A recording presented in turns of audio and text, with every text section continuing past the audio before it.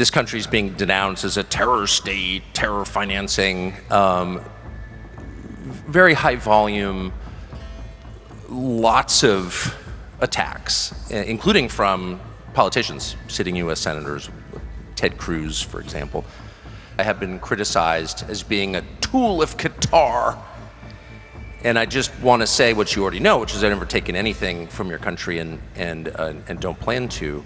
I am, however, tomorrow buying a place in Qatar, both because I am pay a high check in Doha. Yeah, I have not taken any money from Qatar. I have instead given money to Qatar, and I wonder if you feel that that means I've bought you, and you will now spew my propaganda. Former Fox News host Tucker Carlson ignited new tensions inside the GOP as he sharpened criticism of Israel at Qatar's Doha Forum.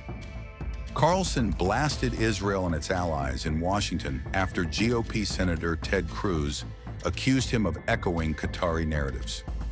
Ted Cruz accused conservative commentator Tucker Carlson of taking money from Qatar to promote a pro-Hamas and pro-Muslim Brotherhood narrative.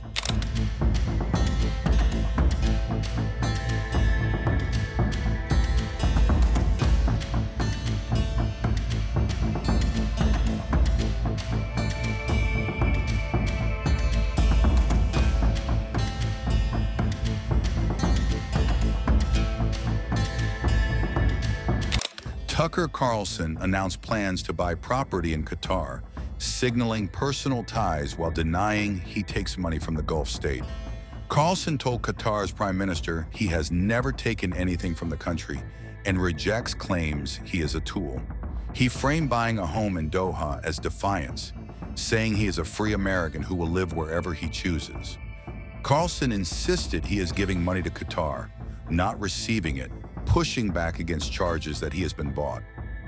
Qatari Prime Minister Sheikh Mohammed bin Abdulrahman Thani defended Qatar's lobbying in Washington as a response to foreign-funded disinformation. Thani argued that without these campaigns, Qatar could spend its money on more productive ventures. He stressed that the U.S.-Qatar partnership is mutually beneficial based on investment rather than foreign aid. Carlson's trip drew heavy backlash as critics emphasized Qatar's close links to Hamas and Islamist movements. Qatar has hosted Hamas's political office since 2012 and funneled hundreds of millions of dollars into Gaza. Thank you, Sheikh Mohammed, for doing this. Have you been reading the coverage on American social media of this?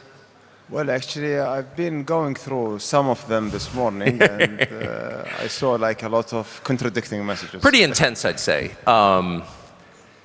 This country is being denounced as a terror state, terror financing, very high volume, lots of attacks, including from politicians, sitting US senators, Ted Cruz, for example. And the main criticism seems to revolve around Hamas, and the idea is that your country, and you specifically, are supporters of Hamas, you're terror financiers. And I'd like to just get right to the truth of that. So my understanding is Hamas is here in Doha because the United States and Israel asked you to host Hamas. Is that true? And if not, what is the truth about Hamas in Doha? Well, thank you, Tucker. First of all, look, the starting of the relationship with Hamas and the communication was started back more than 10 years, 13 years ago, at the request of the United States. Even beyond that, like it was 19 years ago when they first participated in the election, and then when they moved their office back in 2012 here, it was used only for the communication and to facilitate like ceasefire, facilitating aids to Gaza. Now, unfortunately, Qatar has been attacked for having them here, but when you look, at what's happening within the region, this region, when you look at its conflict, it has the parties of the conflict. Sometimes they are state actors, sometimes they are non-state actors. If you have no one speaking to those non-state actors, how we are going to resolve or to reach to a solution at the end of the day? And now we have seen that this communication has led to ceasefires, has led to the release of the hostages, has led to alleviating the suffering of the people over there. And unfortunately, you know, there are like politicians who are trying to use this to score like short-term political gains to fuel their narratives in order to, like, you know, using Qatar to blame another country for what's happening over there or for their wrong policies. All our aid and all our support and financing that went, and what they claimed that it went to Hamas, went to Gaza, went to the people, and it was under very transparent process that the United States is fully aware about. Israel is the one who's facilitating, and it's not one government, it was across governments. Netanyahu, Bennett, we have dealt with all the agencies. Lapid was a prime minister at a certain point of time, Mossad, Shin Bet, the Ministry of Foreign Affairs, all of the, and the defense, all of them, they were involved in these aids and the delivery of those aids. So today, when they are claiming that this is the financing of Qatar to Hamas, it has no basis. It's just, you know, a way to spread disinformation about a country that doesn't do anything for them, but it's doing things that are against their policies. If you just go to Qatar records with in its engagement with the United States for the last 20 years or 30 years, Qatar has never went to the United States and, you know, encouraging them to bomb this country or to support this group or to that group. We've been always in our dialogues with the United States about how we de-escalate the region, how we bring peace to the region, and this peace cannot happen without an engagement with everyone in the region.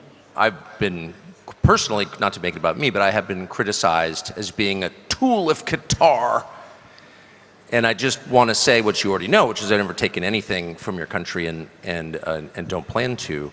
I am, however, tomorrow buying a place in Qatar, both because I am pay a high check in Doha, yeah, and I'm doing that because I like the city. I think it's beautiful, but also to make the statement that I'm an American and a free man, and I'll be wherever I want to be, which I think is important. But that does kind of leave us in a place where I have not taken any money from Qatar. I have instead given money to Qatar. And I wonder if you feel that that means I've bought you and you will now spew my propaganda. Well, thank you. Just ask me whatever you want me to do for you, I will do it. But look, Tucker, unfortunately, as I told you, that there are a lot of players putting a lot of efforts to sabotage the relationship between Qatar and the United States and to try to demonize anyone who will come to this country. Our efforts, when we are lobbying or doing, you know, our outreach in the United States, is to make sure that this relationship is safeguarded. And the relationship for us is mutually beneficial. We are not getting aid from the United States. Instead, we are buying from the United States. We are partnering with them. We are investing in the United States investing in Qatar. And this relationship has been always a two-way relationship.